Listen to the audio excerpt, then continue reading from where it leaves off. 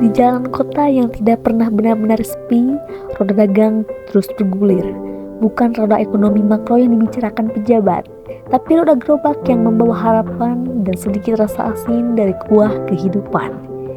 Ini adalah kisah Bapak Torres, tukang bakso 42 tahun, seorang pekerja keras yang berdiri di tengah badai seni turunnya kelas menengah Indonesia.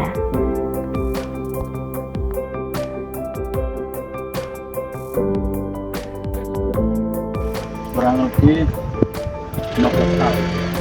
Dulu mah bakso kental, cuma bakso aja kayak gitu. Oh, ini ayam baksonya mah kurang lebih 7-8 tahun. Dulu awal yang waktu cilok ayam itu ke sana di sekolahan YPI, terus pindah ke Sending, terus pindah ke situ, terakhir ke sini. Hari-harinya adalah perjuangan tanpa jaminan. Gerobaknya bukan hanya tempat usaha, tapi rumah kedua yang menampung harapan. Setiap hari ia bisa mengantongi Rp800.000 hingga Rp1.000.000. Tapi jangan buru-buru kagum. Modal harinya pun mencapai Rp700.000. Oh enggak. Tetap Senang. itu memang rugi biasanya Sih, cuma labanya berkurang aja. gitu. Kalau rugi enggak. Kalau rugi alhamdulillah enggak. Menurut data dari BPS, harga kebutuhan pokok naik tajam.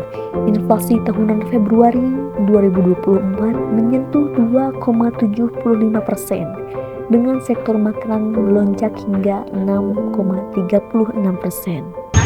Enggak, kalau bantuan Bantuan UMKM. ya pedagang gitu kan biasanya berupa uang, ngambilnya di pos 400 pernah 600 pernah ya. Wah, kan 200 juga pernah. makanya gimana pemerintah, kadang 6 bulan sekali disatuin, kadang Iya.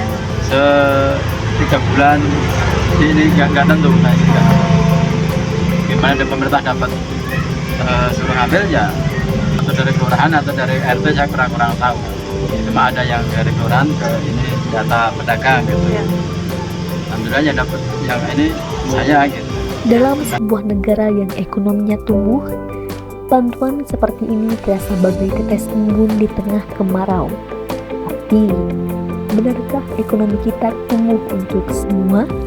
Laporan Al Jazeera menyebutkan sejak 2019 hampir 10 juta orang kehilangan status kelas menengah. Banyak dari mereka kini masuk ke sektor informal seperti Bapak Torres.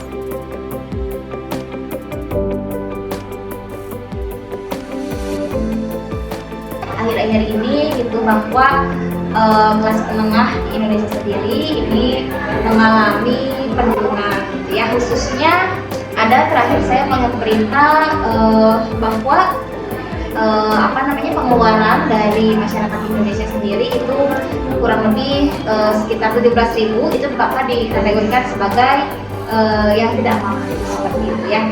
Nah berarti adanya berita tersebut itu membuktikan bahwa kelas menengah di Indonesia ini sedang mengalami penurunan. Ditambah lagi banyak PHK gitu ya, banyak orang-orang yang juga kehilangan pekerjaannya seperti itu, yang awalnya mungkin bisa menghidupi kehidupan normal, ditambah juga mungkin bisa membeli apa yang dia mau misalkan. Nah sekarang jadi hanya mampu untuk menutupi kebutuhan primernya saja gitu ya.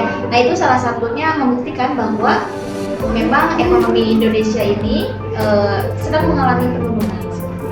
Vietnam Plus melaporkan bahwa kelas menengah Indonesia terus menyusut selama 5 tahun berturut-turut.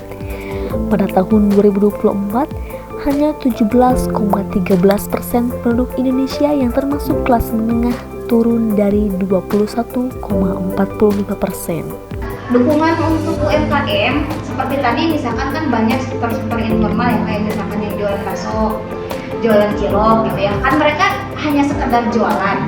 Nah mungkin dari pemerintah itu bisa diadakan bukan sosialisasi, pembinaan secara berkala, tapi bukan yang sekali dia ngasih sosialisasi, dia ngasih pembelajaran tentang usaha, kenapa nggak kayak gitu. Jadi kayak ngasih sekolah buat para pedagang kaki lima gitu ya.